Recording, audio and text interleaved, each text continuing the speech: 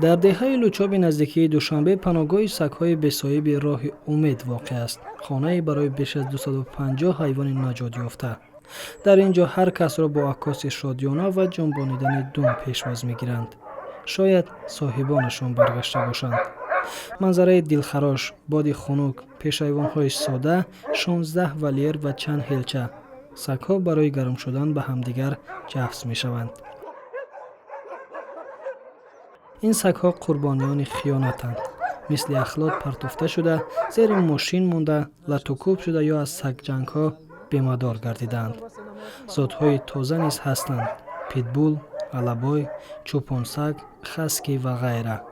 آنها را نیز برای جنگ یا زادگیری استفاده برده سپس پرتافتند.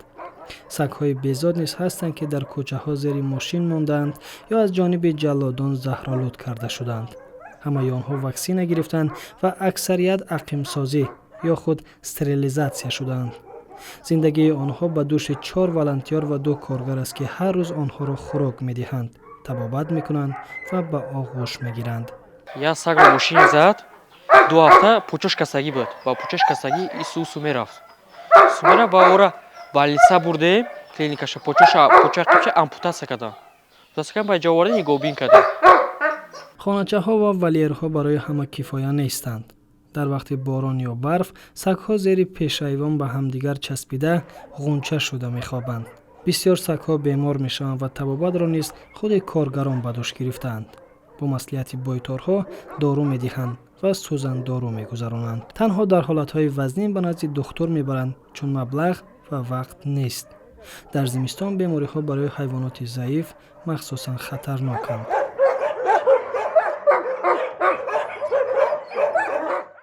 صاحبان نو یافتن حادثه نادر است. آدمان سگ بچه‌های ذاتی را می‌خواهند، نه سگ‌های کلان جراحت دار را.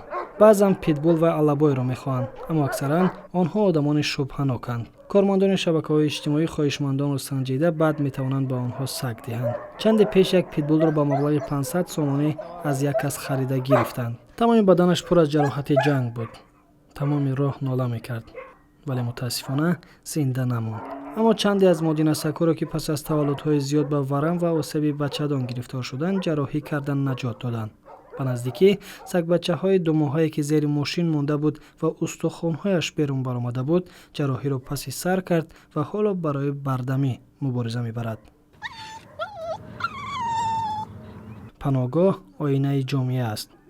تا وقتی که کمک کم است سگ‌ها با خنکی و گرسنگی تنها مبارزه می‌برند. کورپا، لباس‌های گرم کهنه، کاه، خوراک، هزوم، مبلغ برای غذا و طبابت لازمند. حتی یک پهن کردن خبر می‌تواند حیات کسی را نجات دهد. در زمستان کمک تعجیلاً لازم است. فردا شاید دیر می‌شود. این چشمان نه تنها خوراک بلکه معجزه، خانه گرم و دستان مهربان را انتظارند. امام علی سعیدزاد از یپلوس.